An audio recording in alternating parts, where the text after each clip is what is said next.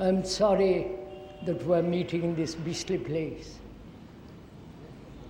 It's better under the trees over there.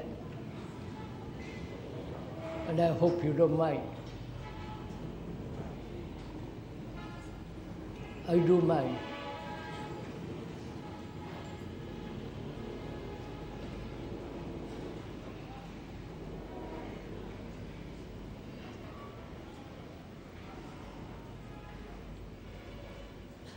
Shall we continue where we left off last time we met?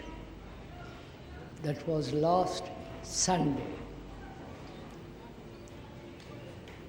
Last Saturday, sorry.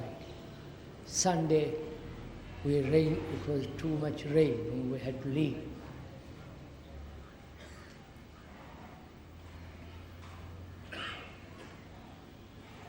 I think we have to go back a little and go over what we said on Saturday.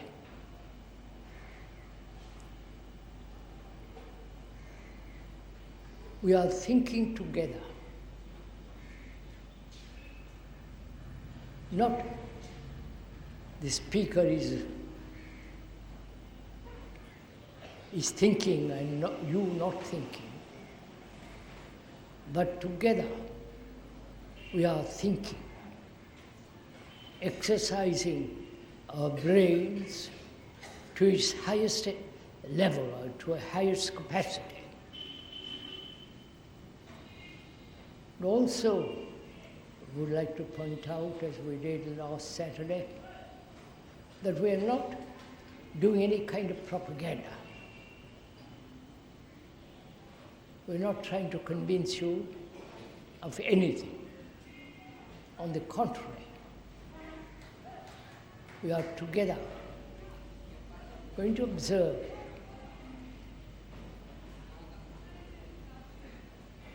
all the activities of thought and the lives that one leads. As one observes, we live a very superficial life, rather a shallow life, because of various reasons. Overpopulation,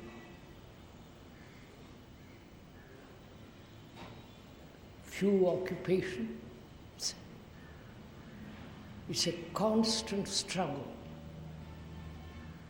And struggle makes us rather superficial, makes us shallow. We build, as you pointed out, a marvelous scaffold of various theories,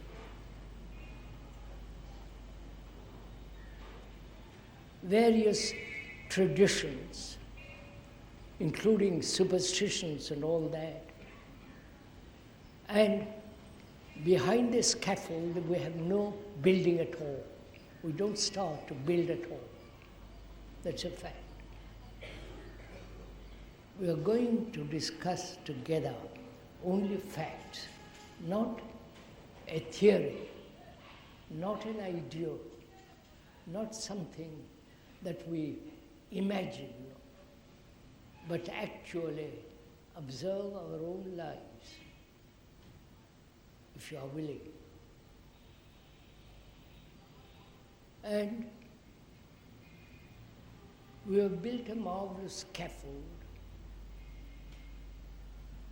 not only in the universities, colleges, schools, and kindergarten schools, but also we have built or gathered together a great deal of knowledge of almost about everything, about the nature of the earth, the air,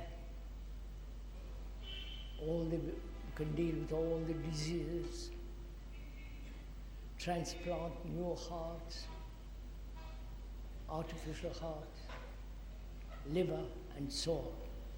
We have acquired during the last 1,000,000 years or 50,000 years a great deal of information, not only of the world externally, but philosophers and those who have given their little thought to the psyche, like the psychologists and so on. But all those remain a verbal structure. To us, they mean very little in our daily life. And we are concerned not with any more acquiring knowledge, but rather together, think together, and observe our life.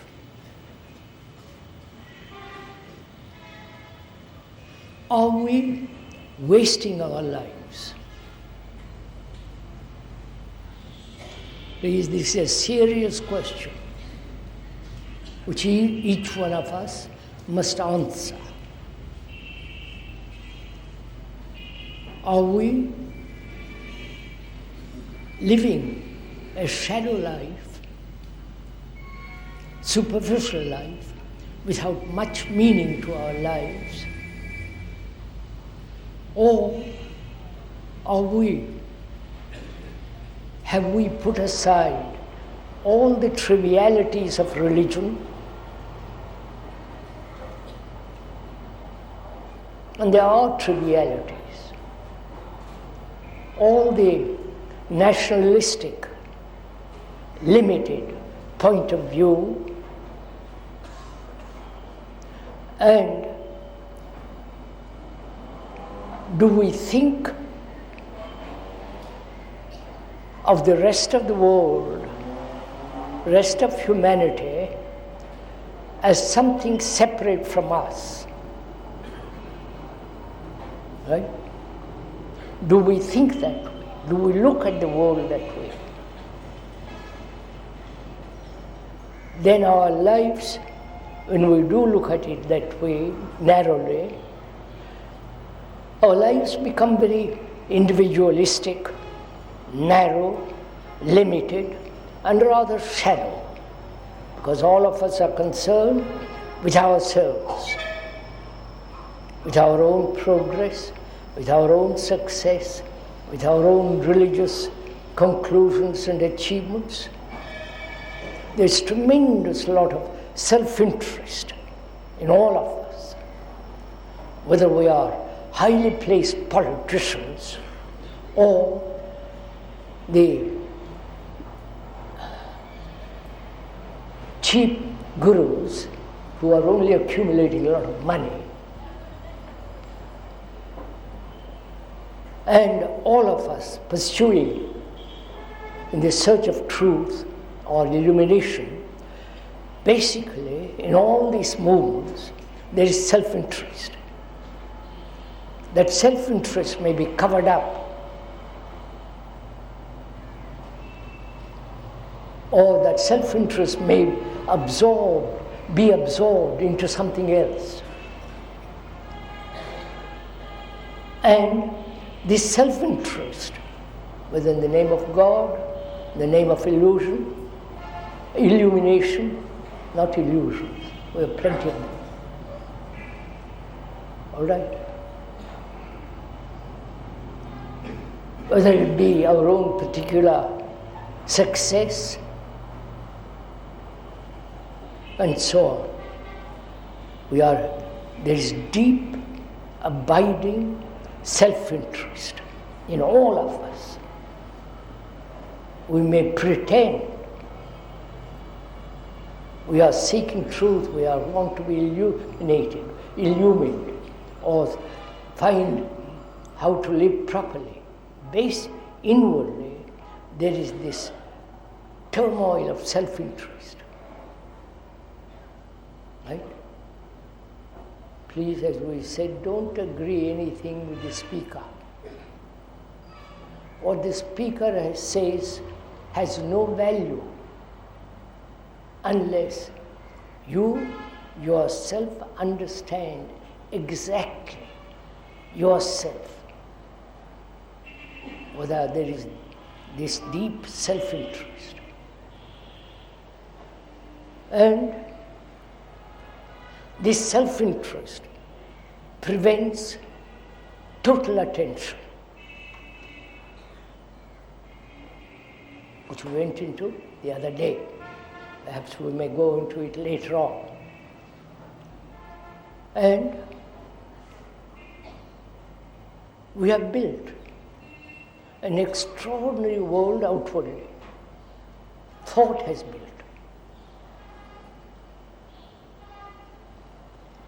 The great churches and all the rituals therein, the temples, those ancient temples, and the beautiful mosques are all the result of thought. Right? All the rituals therein are put together by thought. Right? Please don't accept what the speaker is saying. Question yourself. Delve into these facts that thought has created not only nationalistic religious divisions, but also thought has created most amazing technological world. They have invented an artificial heart to be implanted in human beings. Great quick communications. You know the rest of them, and the computers. Thought has done all that. In cooperation with others, and each one being independent, to work together. Right? You know, I don't know if you have gone into the question of cooperation. Unless one is totally independent, thinking for oneself, not accepting authority of another, especially in spiritual matters, if I may use that word, spiritual.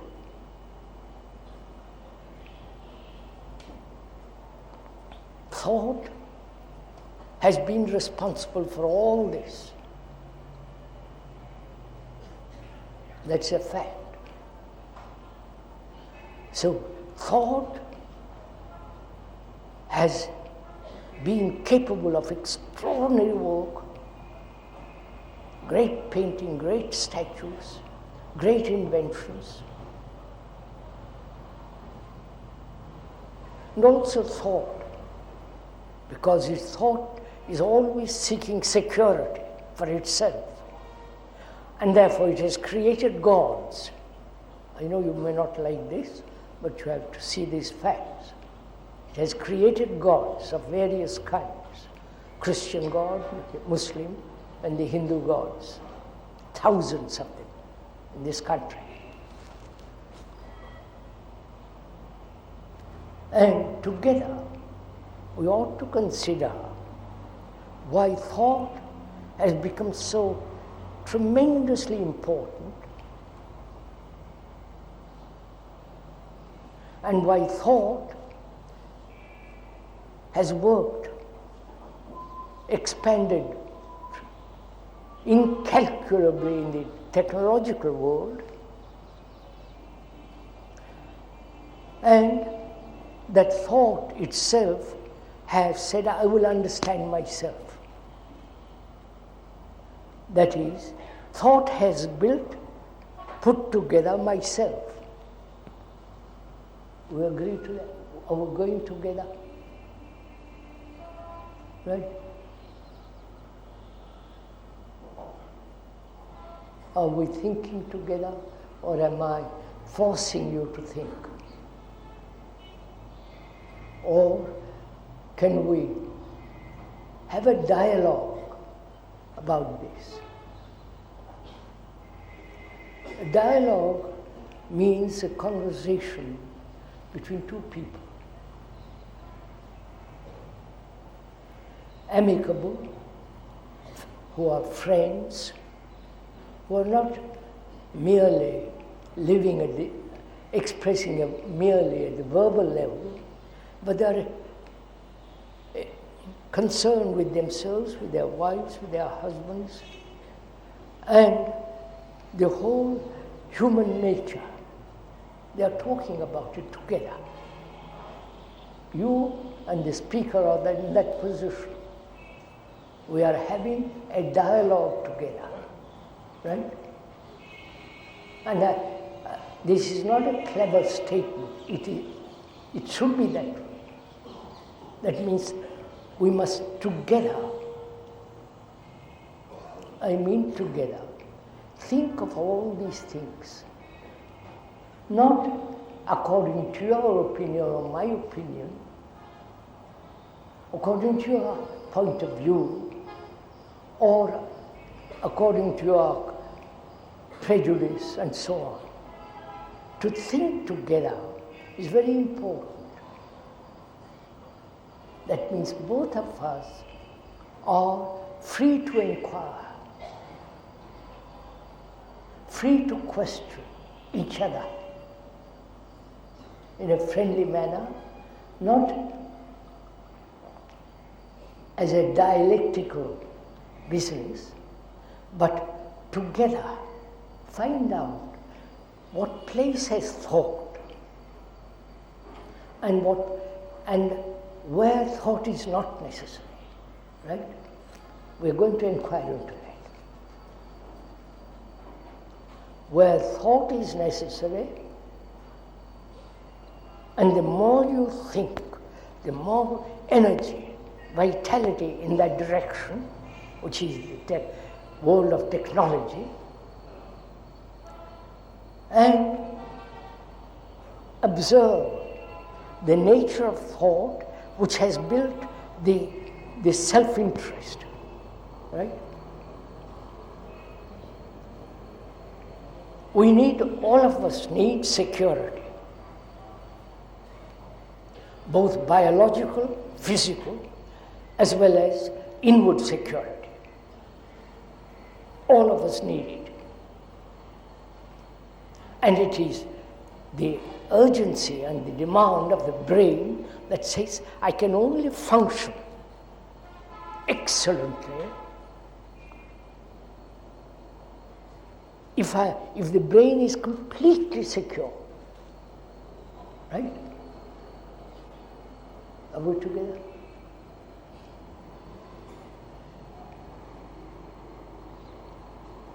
Where does security lie?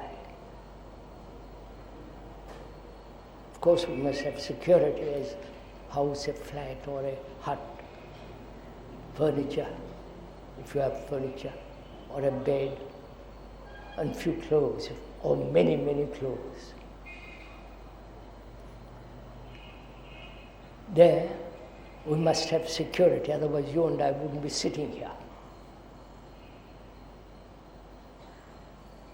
And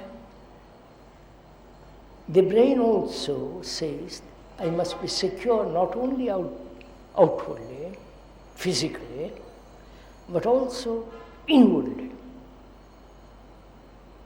Right? That's what you want, don't you?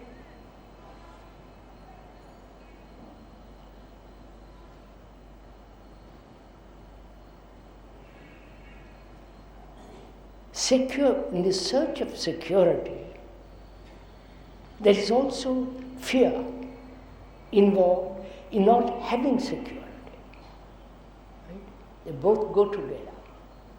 You understand this? That is, I want security. My brain demands that you shall be secure. Either it accepts an illusion, and that illusion gives it a sense of security, which most people do. Security in tradition, security in the old beliefs, security carrying on day after day in the same habits, security in doing puja or ritual to make you feel a little more holy. And so we have to investigate together, have a dialogue, a conversation, to find out if there is security at all. You understand my question? The search for security may be an illusion. Inwardly, you understand? That is, we find security in a family, right? With a wife or a husband having a house and so on, or living in one of those filthy huts along the beach. I won't talk about politics or government.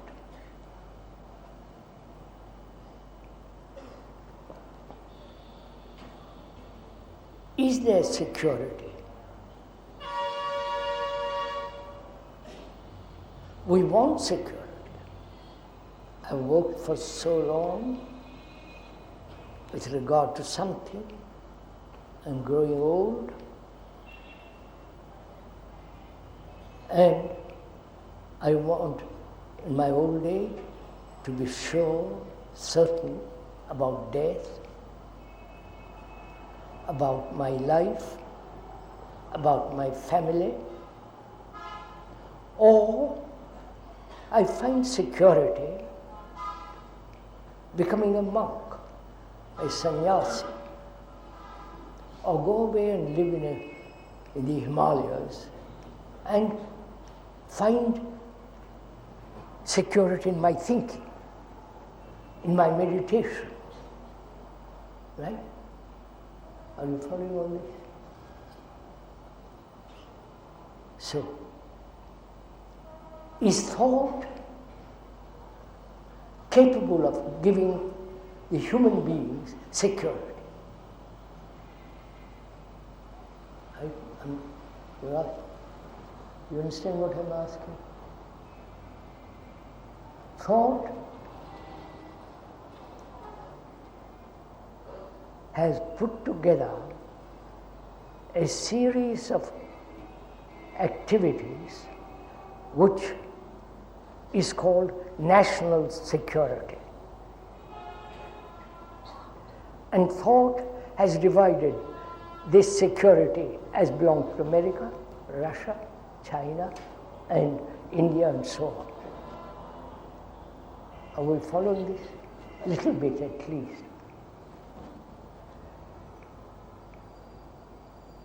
And in its search for security, it has created division and therefore conflict between various nations and so on.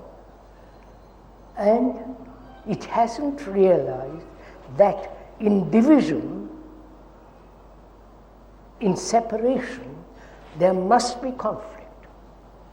Right? Am I talking to myself?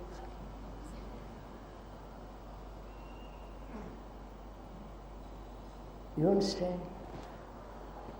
This is important to understand as a dialogue and conversation, that where there is division, separation, as French, German, and all that, there must inevitably be conflict. That's a law. As long as you are a Hindu, attached to an idea called India, and become patriotic and all that business, there must be the other, who is the Muslim. He's also got his conditioning, his propaganda, his belief. So where there is division, you are going to have a war between Russia and America or England and all the rest of it. That has been the history of mankind from the beginning of time. Wars have been our heritage. Right? Who creates this division?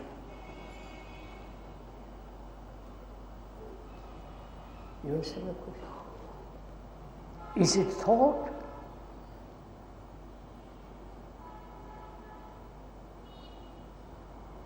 I'm asking you, please, a conversation.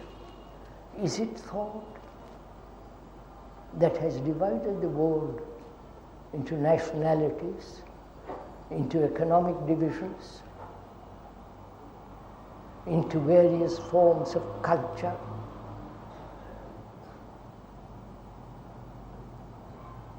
And religious and so on. Is it thought? And then we have to ask, you and I, the speaker, what is the beginning of thought? What is the reality? What is the origin of thinking?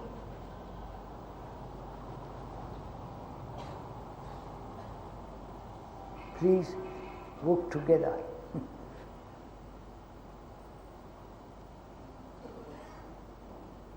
Thought has done the most extraordinary things.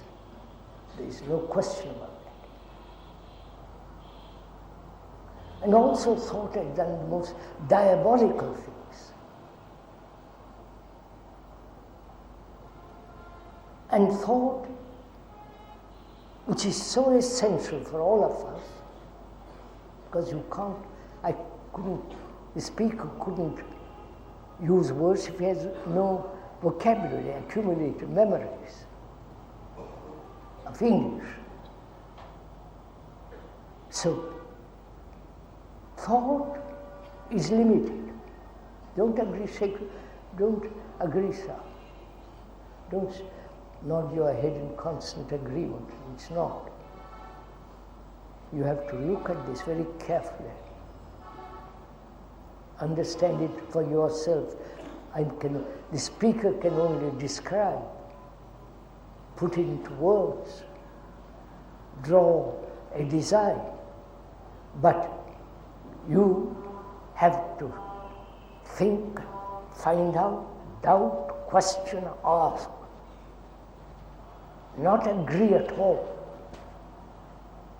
You know, that's one of our peculiarities as human beings. We agree and disagree. What is the need to agree or disagree? When you see something to be actual, there is no agreement or disagreement. It is so. But we don't see anything clearly. We're all rather confused. And out of this confusion arises agreement and disagreement. But if you and the speaker saw something very clearly, there is no need for agreement. It is so. Yeah, we understand. Please understand this. This is important of going to it. It's hot here, isn't it? No, don't look at the face.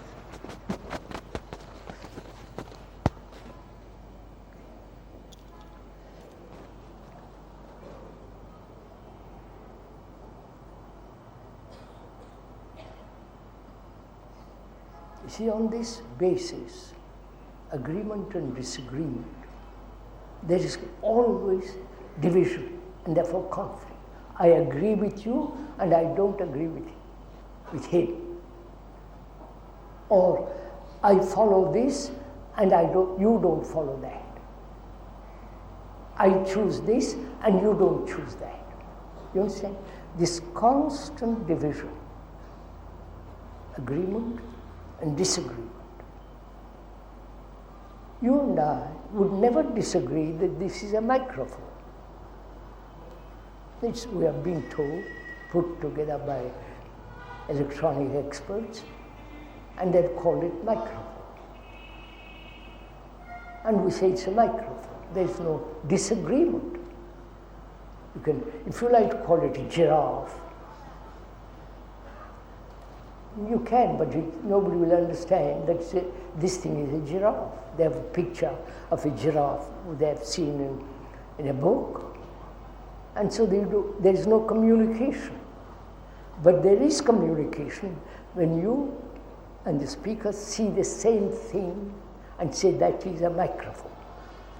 The perception of that, the seeing of that, doesn't demand or ask agreement or disagreement. I wonder if you can go along in that direction. Because the speaker is not trying to convince you of anything.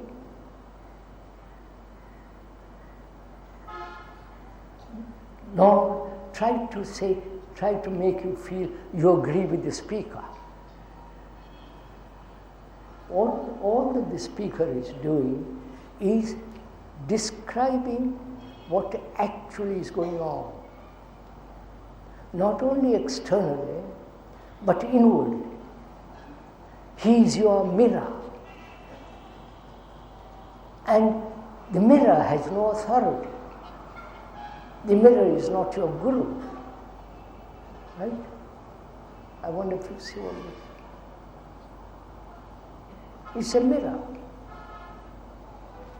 And when you begin to see things very clearly, then you can throw away the mirror altogether, destroy it. So this is not a personal or personality cult. To the speaker, that is an abomination. To make a person into something extraordinary. But rather, thinking together, having a dialogue together, a conversation as deeply as possible, not superficial conversation about the weather, but the conversation which touches our hearts and brains. So we're asking, who has created all this division in the world? And the good and the bad. This duality in us. Who has brought this about? Is it not thought?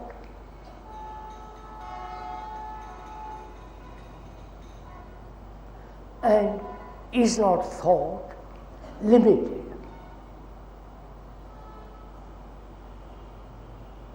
Thought can imagine that it is limitless. It can project a limitless, infinite horizons. But thought itself being limited, whatever it projects, whatever it does, is still limited, and therefore breeding conflict. We must go into this carefully. For most of us, we live with conflict. Conflict between wife and the husband, conflict with your neighbor, conflict the Muslim and the Hindu. We live all our lives from the beginning till we die.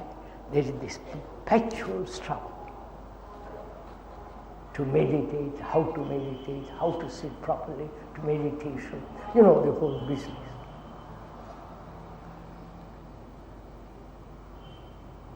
Is conflict necessary?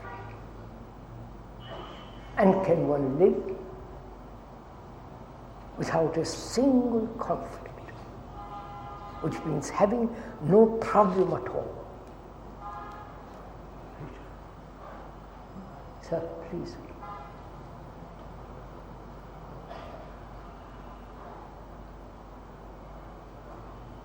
Why do we have problems? Religious problems, social problems, problems of in our relationship with another intimate and so on. We always have problems. Can one live a life without a single problem? Have you ever asked that question? And if you are asking it, as you must, how will you find out if it is possible? Not take it for granted it is possible or say it is impossible, but to find out for yourself what a problem is and whether you can live without a single shadow of it. Would you like to go into that?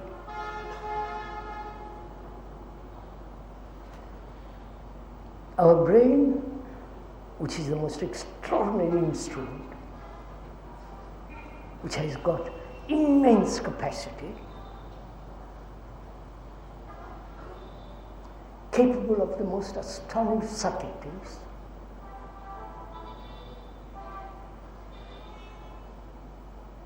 and that brain has got so crowded with problems. Why? Please find out, ask ourselves, why? The meaning of that word problem etymologically means something thrown at you. Problem means a challenge. And the brain, from the moment it is born till it dies, has problems. It cannot write, and the teacher and poor parents and the others teach him how to write. And the child, that becomes a problem, right? You understand all this? So from childhood through the university, if you are unlucky or lucky to go through that machinery, your brain is educated to have problems. Right? Do you agree to that?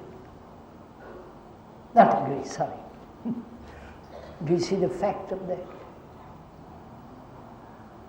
That every human being is educated to have problems. And having a brain that is educated to problems, having problems, can never solve any problem. Right? Because it is conditioned that way. You can observe it politically, religiously, and so on. Can that conditioning, which is having been trained to have problems, can that brain be free of all problems? Religious, economic, social, and so on. And problems of relationship. You understand the question? If I have problems, my brain is conditioned to that, how can I solve any problem? Right? I only can partially solve one and thereby create 2 or 3 others. Politically, religious, you follow? This is what's happening in the world. So I'm asking, You are asking yourself whether it is possible to be absolutely free so that you can meet problems freely. Not with a brain that is conditioned to problems. Right?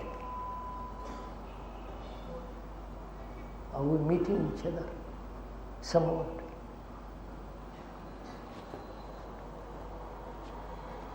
We'll go into this. We are asking why and who has created this division, which creates the problems. We said thought. Because thought is limited. And we said also, memory is stored in the brain, and that memory is thought. Right?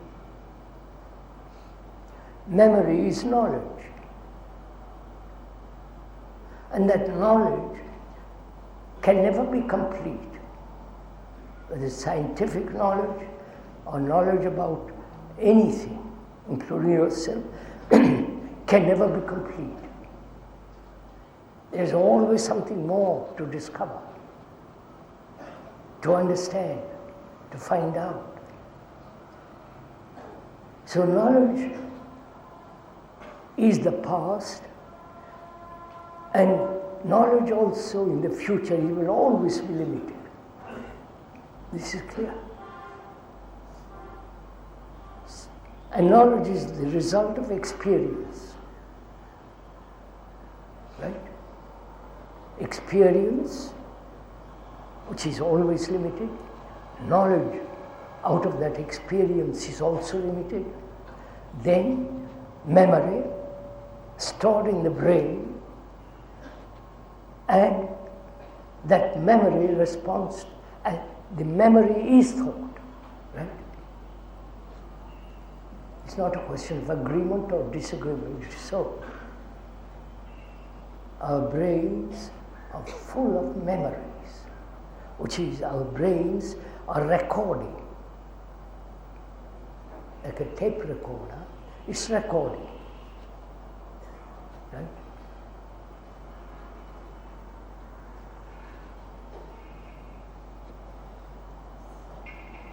Are you following on? And so, the brain is becoming gradually or rapidly mechanical. Not in the technological world. It has invented extraordinary things like a computer. I won't go into the computer business. I'll tell you about it later. The computer is programmed by the experts. Mathematician, who is a top mathematician, can program and it can teach others about mathematics. Our brains are also programmed. Right? You're a Hindu. I'm a Buddhist. I follow the Tibetan way of meditation, and so on. We are programmed as a computer is programmed. You're an American, British, and all the rest of it. It's not the moment to go into all that. As computers are developing so rapidly, can do almost anything. And what's going to happen to the human brain when a computer can do a lot of things which the human brain has been doing? What happens to us as human beings? In the exercising the brain becomes active, more and more and more. But if the brain is not active, gradually the machine is going to take over. Our brains are either going to wither or we enter into the world of entertainment. Right? You understand all this? Are you interested in all this? Huh? Oh my God.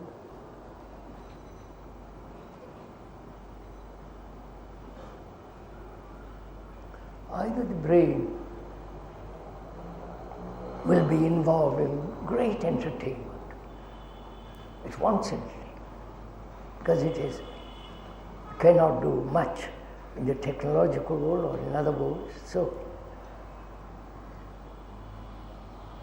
the brain will gradually wither, either become or involved, be amused, entertained by sport, by religious ceremonies, which is happening now more and more.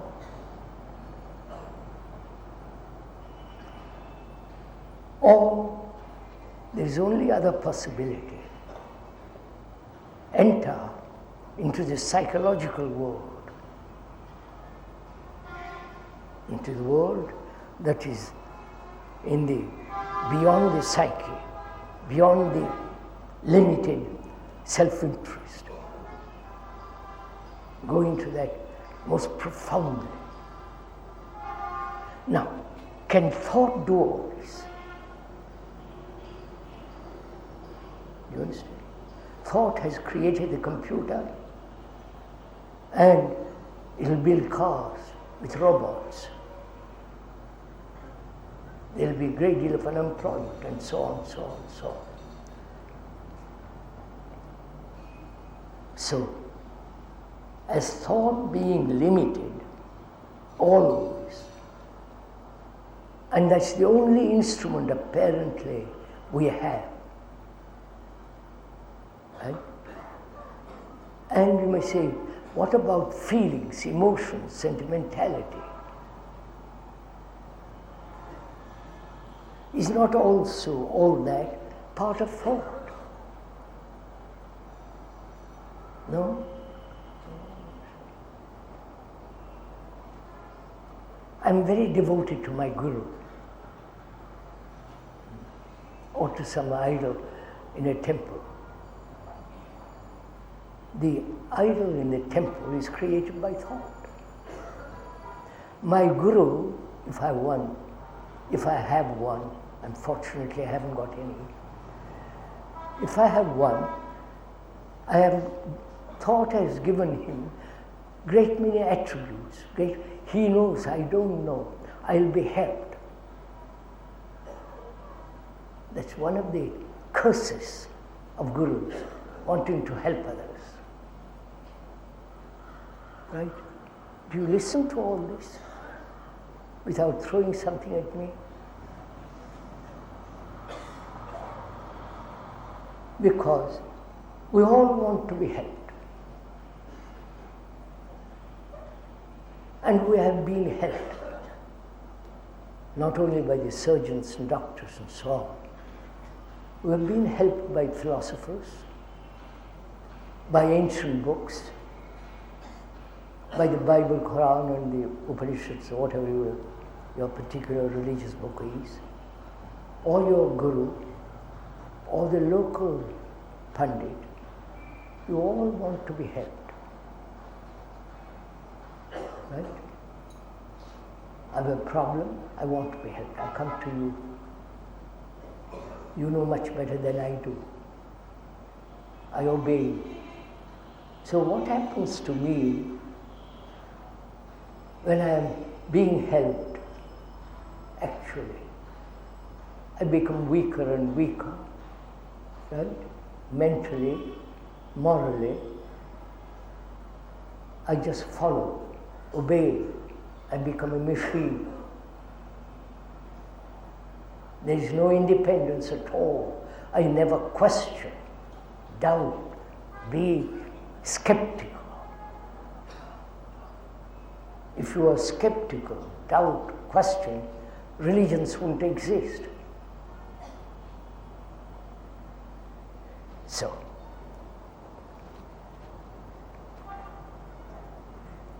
we are inquiring now, talking over together, as thought is limited, and whatever it does in the world of technology or in the world of the psyche, I must understand myself, know myself, and then thought begins to investigate.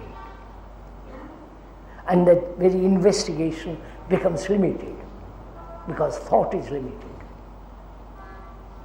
Right? Are you following all this?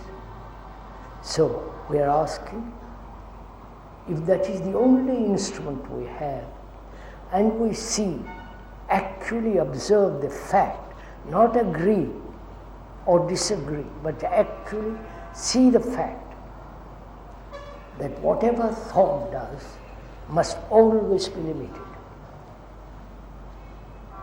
and therefore conflict.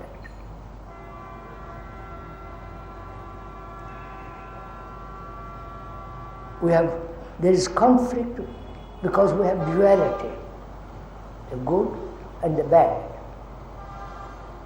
Would you follow that little bit if it interests you? From ancient days, this has been the conflict between the good and the bad.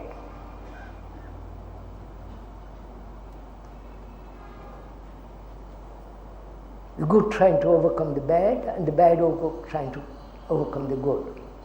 The good is expressed in 1,000 different ways, and the bad in 1,000 different ways, called evil, and so on, so on, so on.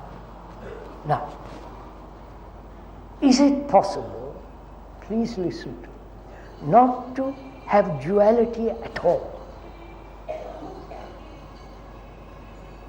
You understand my question?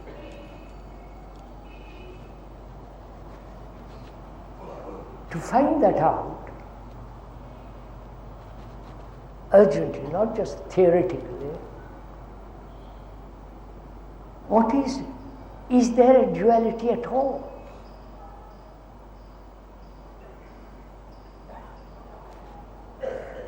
All right? We are questioning. Fear is a fact for all human beings, like violence is a fact. And the opposite of fear is courage or escape or try to overcome it, right? So there is duality. The fact and the non-fact. I wonder if you see that. The fact is fear. And the non-fact is I should not be afraid. And therefore, suppression, conflict, and all that arises between violence and non-violence. Non-violence is not a fact. It's just an invention of thought saying, I must reach non-violence. In the meantime, it's being violent. Right? So I'm asking myself, and you're asking yourself, is there an opposite at all? Except man, woman, darkness, light, tall, short, measurement. Apart from that, psychologically, is there duality at all? And there have been all kinds of philosophers saying you can only reach that level when there is no duality, when you are reach heaven or something or other. There's a lot of books have been written about that, but we are pushing aside all authority in these matters and inquiring, is there duality at all, or only facts? The fact is, I'm afraid. If the brain knows how to deal with that, how to be free of fear, then there is no opposite. Right? I wonder if you understand this. Right, sir? If I'm free, if there is no violence in me altogether, because I understand the nature of violence, I've looked at it, I've held it, I've observed it, I've gone into it, see what it is. Not only physical violence, but psychological violence. I must not be, I must be. And imitation, conformity, anger, jealousy, hate, that's all violence.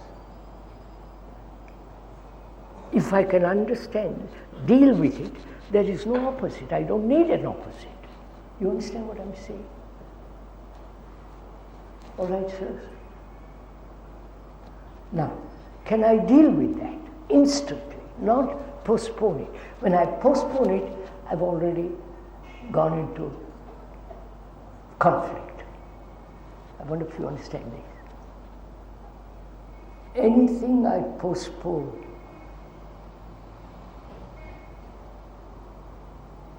if I say I will get over my anger, give me time, let it be gradual, I've already created a conflict. I wonder if you understand this. All right, do we go together in this? So can my brain deal with the fact of what I am and not what I should be?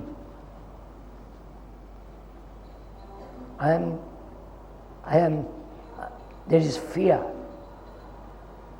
Can I deal with that completely? Not say I will gradually get rid of fear. Tell me how to get rid of fear. Don't ever ask, as we said the other day, how to do any psychological things. You can ask a doctor how to do this and that, but psychologically never ask how. There are 1,000 people who will tell you what to do. Now, can I be free of fear completely?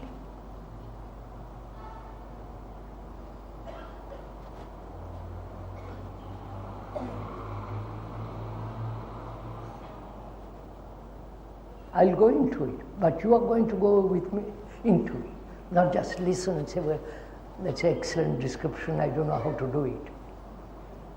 I'll think about it.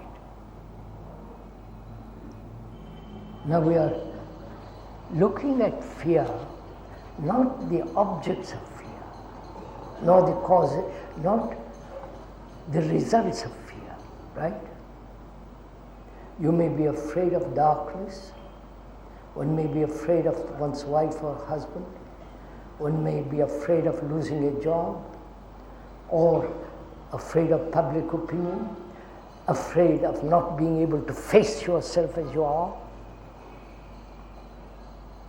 and say, I can do this and hold on, but you can never do it. You follow? Various forms of fear. We are not dealing with the various forms. Right? Are we together? Not the objects of fear, but to find out for ourselves what is the causation of fear, the cause. Where there is a cause, the effect can be put away.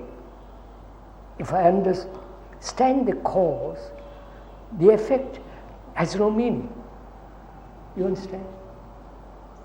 If I can find out the cause of my illness,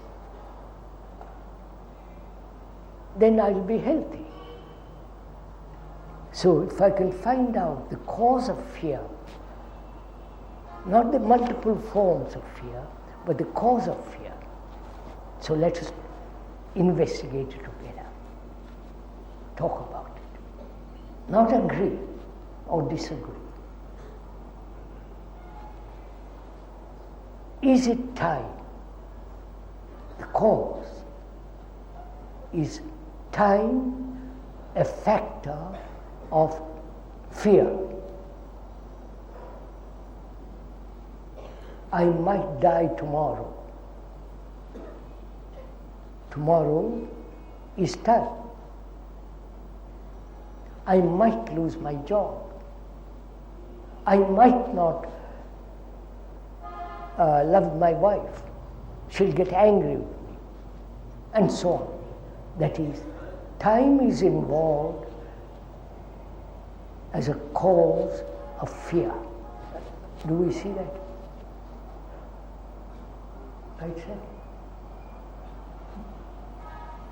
I'm asking you, do you actually perceive for yourself the fact, not the idea.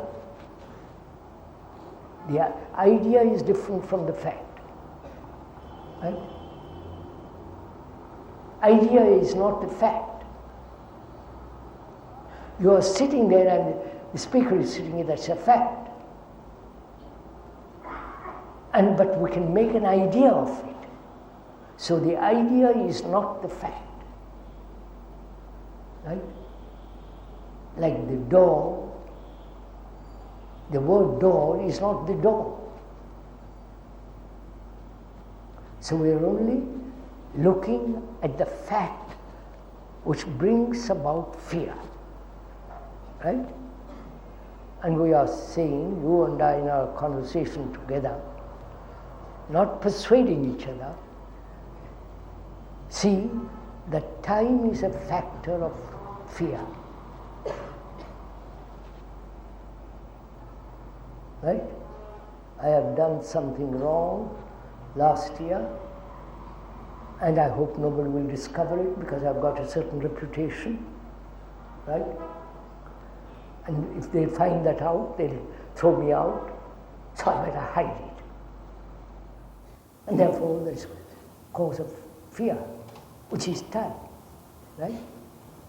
I have done something in the past which might cause trouble for me, therefore I'm afraid of that incident.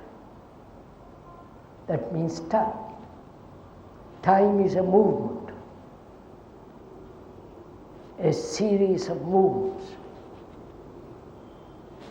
Are you interested in all this? Huh? Or have you heard of the speaker talking about this endlessly? Therefore you are bored with it. I'll go on. If you are bored, it's up to you. So time is a factor. And what is time?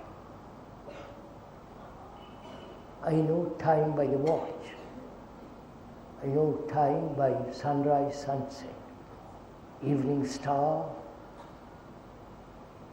the beautiful slip of a new moon, and the full moon.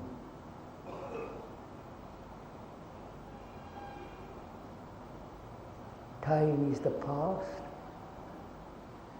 time is now, time is tomorrow. This whole movement of the past, which is the accumulated memory through time, through experience, knowledge and so on, all that accumulation is time, and that accumulation as memory, knowledge, goes through the present, modifies itself, and goes on to the future. This whole movement of knowledge, experience, memory, and thought is movement in time. All right? Right? So time is not only this movement from the beginning to the end, but also time is now. Because tomorrow is what I am today. Right? Tomorrow is what I am actually today. If I am angry, violent today, if there is no radical, fundamental change, tomorrow I will be still the same. Right? Righteous? Oh, God. You all look so puzzled. So, that is time. I won't go into the question of change. That demands a great deal of investigation. I don't want to do that now for the moment. So, fear is time. And fear also is thought. I may lose my job. I may lose my wife who is looking at somebody else. I may not reach heaven. And so on. Thought is the movement of the past, present and future. So thought and time together, they are both movements, together are the cause of fear. Right? Then the question arises, is it possible to stop thought and time? Right? That's a normal question. If fear is the result or the cause, the effect of the cause, time and thought, then is it possible to stop thought and time? Otherwise I'll go on with fear. Right, sir? Do we meet this? Are we together a little bit? Let's take the journey a little bit quickly.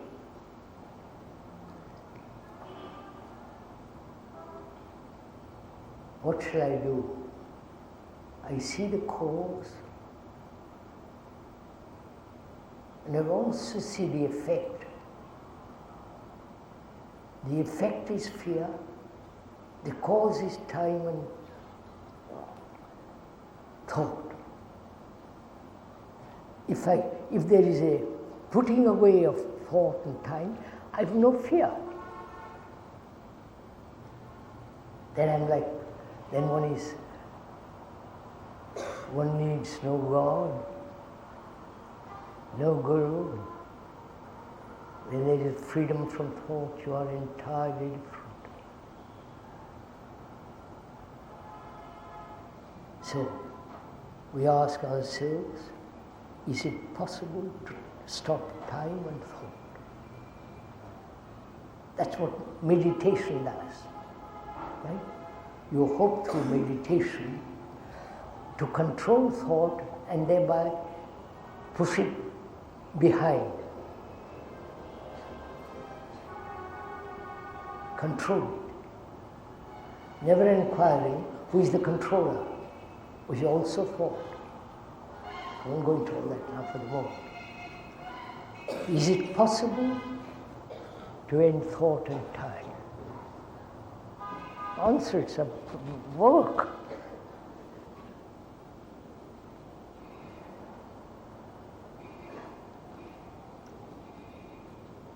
Our brains are so sluggish.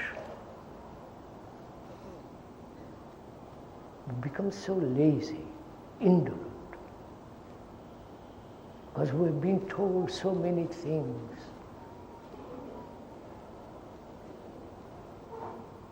And we don't know where we are. So here what we're trying to do in our conversation is to see the facts and live with the fact, not escape from the fact. The fact is, I'm afraid, we are afraid, each one of us in different ways, there is fear, and we know the cause. There is the absolute fact, that is time and thought are the causation of fear.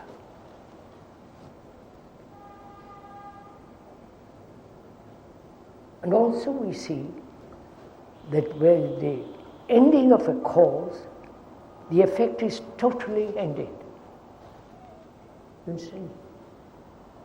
If I know what my illness is, I can take certain remedies and it's the end of it. Similarly, we know the cause, the effect is fear. Now, what shall we do? Don't wait for me to answer it. It's a conversation between us.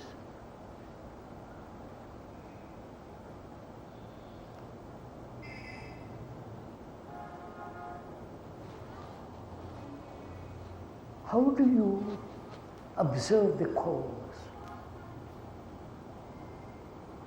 How do you discover the cause?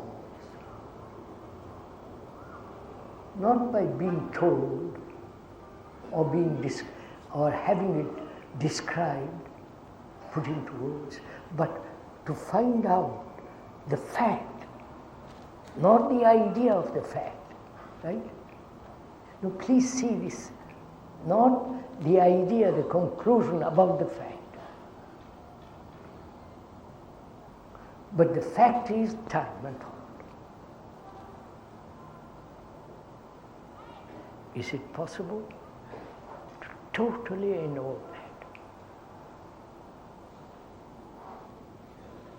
Knowing the evolution of the brain has taken 1,000,000 years. Your brain has evolved through time.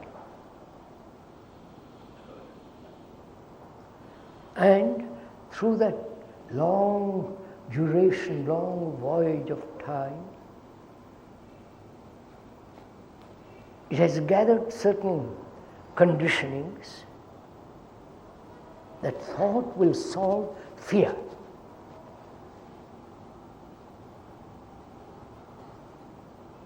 Thought will do something in order to escape from fear. Do puja, escape. You follow? Every form of escape. And all escapes have stopped because you know the cause, therefore you have to do something with the cause. If that cause is not eradicated, you will always live with fear, psychologically. Psychologically is far more important than biologically, physically. Because psychological states always overcome the biological states. I won't go into it, it's not time left.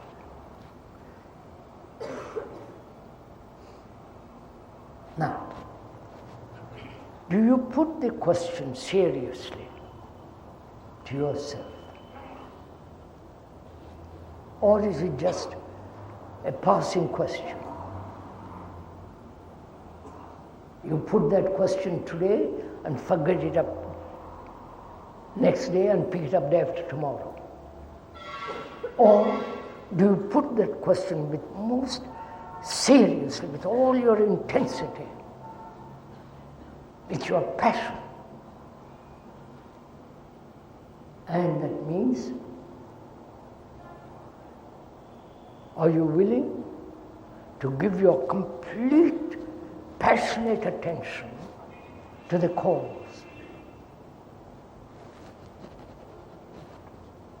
You understand my question?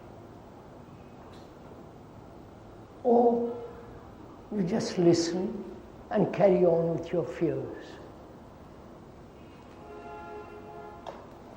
If you put that question profoundly, seriously, put the question with all your heart and mind and passion to find out, that means giving all your energy, vitality, attention to that.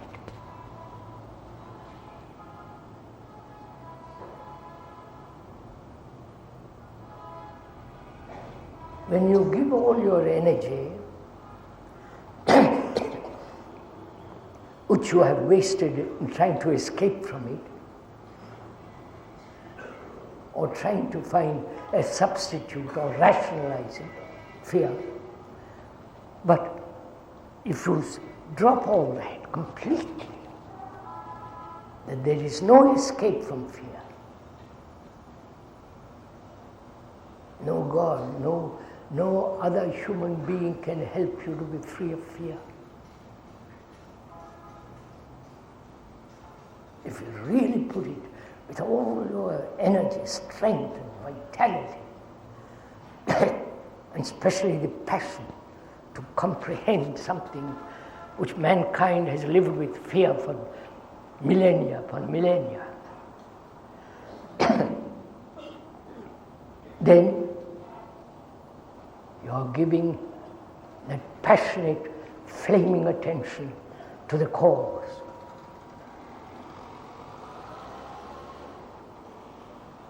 When you give such burning attention, the cause is burnt away.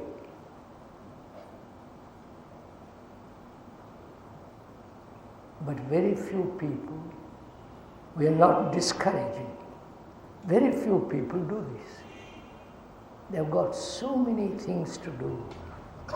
Family, husband, children, earning money, and so on. And that takes a great deal of energy, all that. So you say, sorry, I haven't got the energy. Help me to have that energy. Take a drug instead of asking help. I'm not advocating drugs. They're horror. So, passion is something entirely different from lust. Lust is sensation, sexuality. We're not against that. We're pointing out. But passion is something entirely different.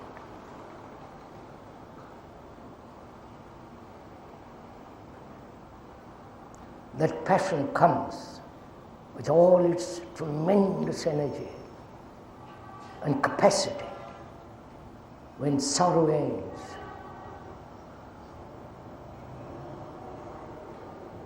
When there is no sorrow in your heart or mind, brain, which is part of self-interest. When there is the ending of that,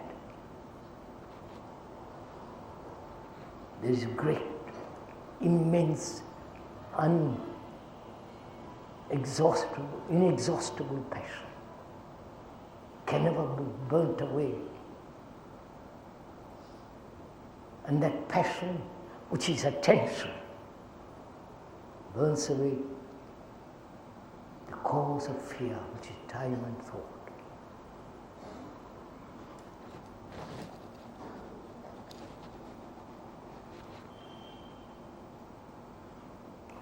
We ought to talk about many other things.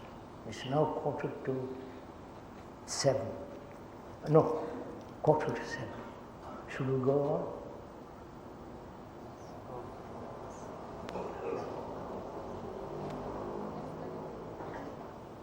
What would you like to talk about?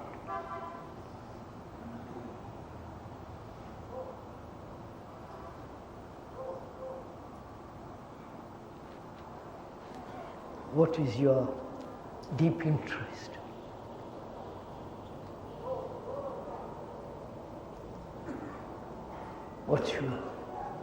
What you demand of yourself?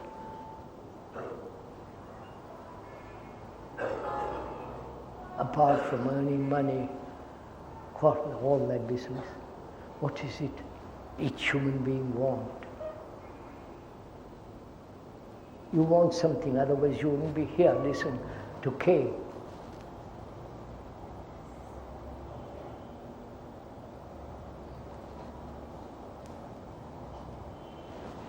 Somebody is yawning. tired. Go to bed, lady, or whoever's on rest.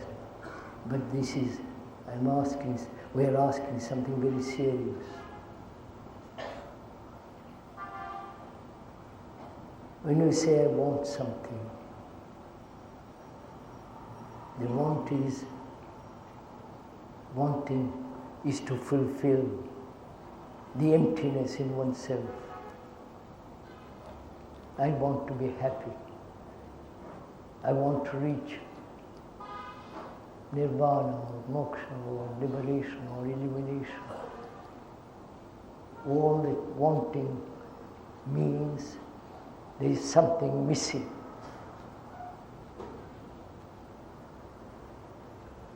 What are you missing?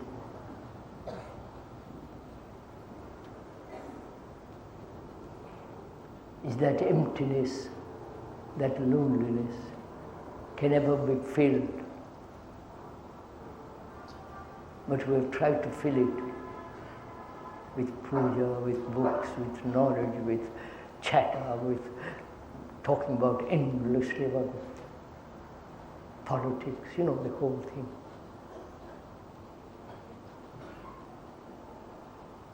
Do we realize how extraordinarily shallow we are? And realizing we are shallow, I want to have depth. So we're always wanting to be loved, wanting to be encouraged, wanting to find somebody who will be a long-lasting companion.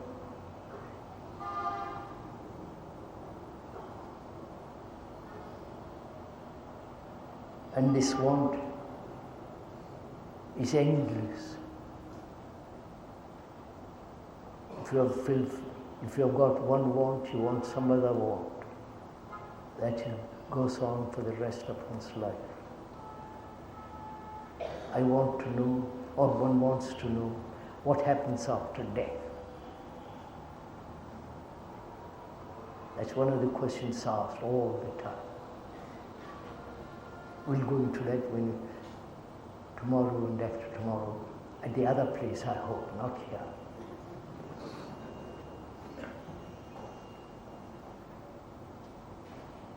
Can you ever stop wanting?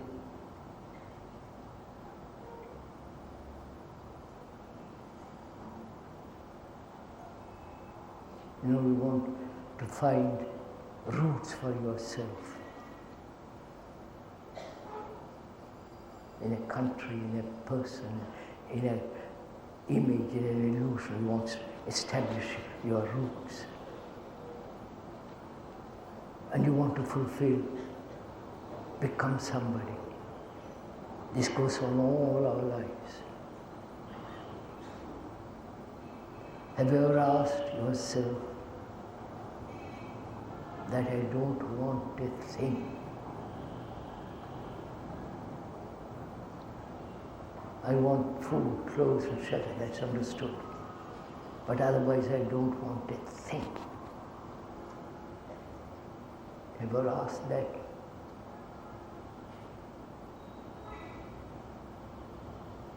I think you should. If I may most respectfully suggest, you should ask that question. Because in discovering your wants, you must also discover why you want, and if there is an ending to all craving, to wanting.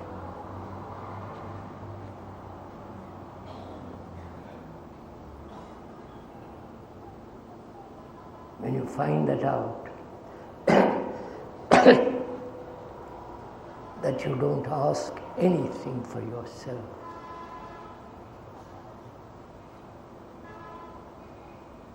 then you have reached, then there is that state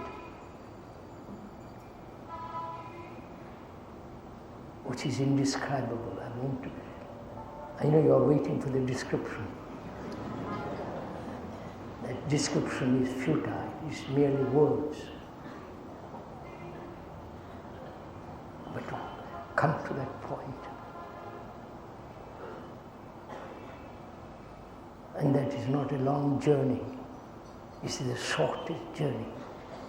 The next step, which is not to want psychologically anything.